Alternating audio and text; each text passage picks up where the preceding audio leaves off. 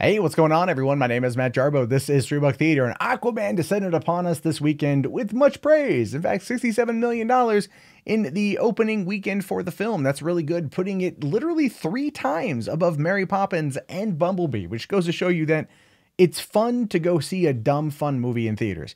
It can be profitable. Not everything has to be super serious.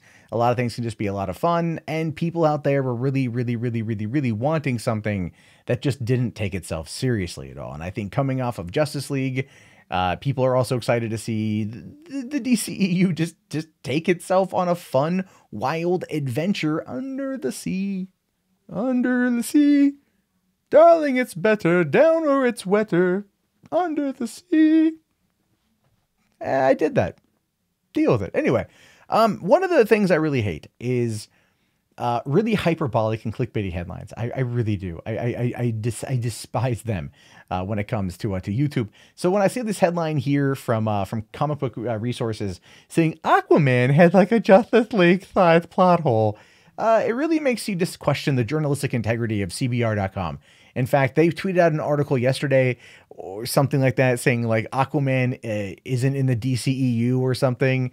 And it's like, yeah, no, it is. What are you talking about? Like, everyone is looking for reasons to try to attack Aquaman for whatever reason they can. Some are going to attack it because it's a non-Marvel movie that's doing well.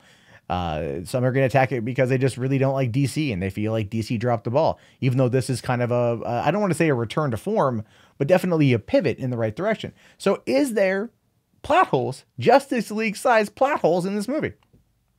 No, not if you know what the hell's going on. This is why people read. Yeah, I know it's tough for some of you, but it's true.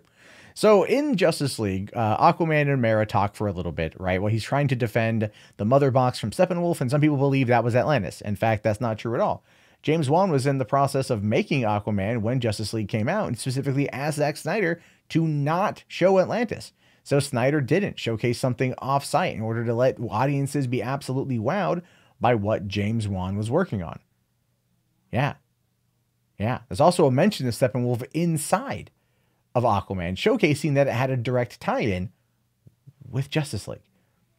Other than that, it is more of a self-contained story, but that's not a bad thing, right? Like, I feel like in the comic book world, at some point Arthur would have said, like, I got some friends who might be able to help out with this one. But at the same time, he may have just thought to himself, look, they deal with the up top, I deal with down here. I'm kind of in over my head. I'm just going to make it work anyway. And the thing is, the movie worked on its own, and it didn't need Superman or Wonder Woman or Batman or The Flash or Cyborg. It just worked on its own. And that is one of the reasons why Aquaman was a good movie. It, yes, was a sequel, and if you will, to Justice League, but it also was its own standalone and dealt with its own origins and things like that. And that's fine. But people out there just want to try to find anything they can to nitpick it. They want to find anything they can to put holes in it. No, the holes aren't there if you know what you're looking for. If you're trying to be clickbaity, you're trying to be kind of full of shit, then you write articles like this. But in the meantime, no, you don't have to do that. You don't have to say that at all. The movie works on its own, and it still works in the confines of the DCEU. Obviously, the success of this movie and what I believe will be the success of Wonder Woman 1984, which just wrapped production today, we're going to see this franchise go in an entirely different direction. I think we're going to see this with Shazam. It's going to be a lot more lighthearted, a lot more fun, and that it could be good or could be bad depending on the type of property. But I think if they just enjoy themselves and make fun movies, they're going to see a lot of success. And people out there are still going to try they're still going to try to stab at it and poke a hole in it. But ultimately, I think if the DCEU gets aligned, that will just go right out the goddamn window. But anyway, I'll leave it to you guys. What are your thoughts, your opinions on this? Does the movie have Justice League sized potholes? Or upon reflection, or just thinking about it critically for half a second, showcase the fact that no, it doesn't. Because here's the thing: if it was in Atlantis where the mother box was, which, like, I will argue logically kind of does make sense. It's heavily protected. There's border security, things like that. But also keeping it offsite makes sense too, considering they don't want to put the city in danger and they don't want to draw attention to it. So again, there's other things to look at.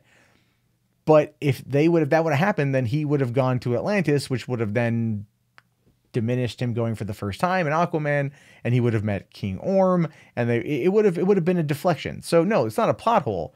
It's just they moved it away from the city, probably where it never was to begin with.